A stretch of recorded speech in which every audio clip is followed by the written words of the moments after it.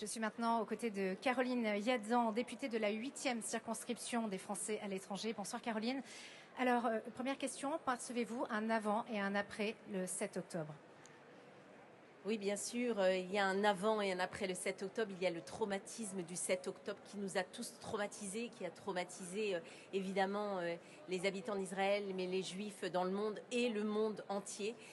Il y a un avant et un après parce qu'il y a eu différentes couches de traumatisme. Il y a eu le traumatisme du 7 octobre, le traumatisme des images qui ont été diffusées. Vous voyez, les nazis dissimulaient leurs œuvres, tandis que le Hamas propageait les images. Mais le traumatisme supplémentaire, ça a été que ces images-là, cette pornographie de l'horreur, a entraîné non pas une empathie généralisée, mais un regain, une explosion de l'antisémitisme, une explosion de la haine anti-juive, et également au lieu de cette empathie généralisée, une inversion accusatoire, cette inversion accusatoire qui est absolument insupportable parce que le principe même, lorsqu'on est victime d'actes d'une cruauté absolue, c'est à minima d'être reconnu comme victime, d'être reconnue dans son statut de victime, et nombreuses victimes du 7 octobre ne sont pas reconnues comme telles parce que du fait de cette inversion accusatoire.